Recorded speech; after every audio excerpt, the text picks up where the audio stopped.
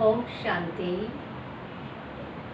आज प्यारे बाबा की 28/9/2020 की साकार महावाक्य है। आज बाबा बच्चों को कहते, मीठे बच्चे, तुम सारी दुनिया के सच्चे सच्चे मित्र हो। तुम्हारी किसी से भी शत्रुता नहीं होनी चाहिए। बाबा कहते, तुम सारी दुनिया के कौन हो? सच्चे सच्चे मित्र हो। आज का प्रश्न है, तुम रूहानी मिलिट्री हो। तुम्हें बाप का कौन सा डायरेक्शन मिला हुआ है जिसे अमल में लाना है? कौन सा डायरेक्शन मिला हुआ है जो अमल में लाना है?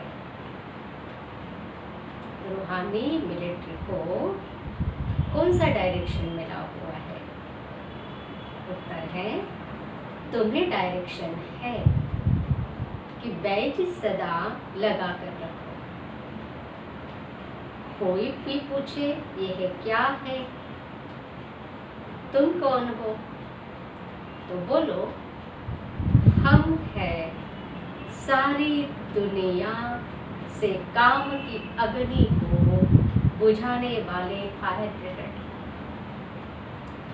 इस समय सारी दुनिया में काम की अग्नि लगी हुई है। हम सबको संदेश देते हैं, अब पवित्र बनो, दैवी गुण धारण करो तो बेड़ा पार हो जाएगा। आज की धारणा है, कभी कोई से झगड़ा आदि हुआ, पास हुआ, उनका चिंतन नहीं करना है। पास हुआ, उनका चिंतन नहीं करना है। कोई ने कम जास्ती बोला, कोई ने कम जास्ती बोला, तुम उनको भूल जाओ। कल पहले भी ऐसे बोला था, वह बात फिर कभी बोलो भी नहीं। बाबा कहते, कई बार यहाँ वहाँ हम सुनाते हैं, वो भी नहीं सुना, क्योंकि कल पहले की बात रिपीट हुई, अब उसे भूल जाओ, चिंतन ही नहीं करना। आज का वरदान है, बीती हुई बातों को रहमदिल बन समाने वाले शुभ चिंतक भव। बाबा कहते, बीती बातें होंगी पर उसे तुम्हें समझना है, भूल जाना है, रहमदिल बन जाना है, ऐसे शुभ चिंतकात्मक विस्तार है। यदि किसी की बीती हुई कमजोरी की बातें कोई सुनाए तो शुभ भावना से किनारा कर दो। व्यर्थ चिंतन या कमजोरी की बातें आपस में नहीं चलनी चाहिए। बीती हुई बातों को रहमदिल बनकर समा लो, समाकर शुभ भावना से उस आत्मा के प्रति मनसा सेवा करते रहो।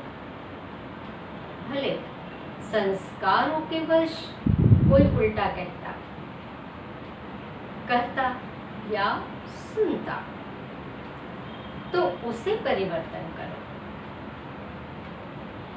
1 से 2 तक, 2 से 3 तक ऐसे व्यर्थ बातों की माला ना हो जाए। बाबा कहते हैं बच्चे, ऐसा अटेंशन रखना अर्थात ही शुभ चिंतक बनना। तो आज का वरदान रहा, बीती हुई बातों को रहमदिल बन समाने वाले शुभ चिंतक भव।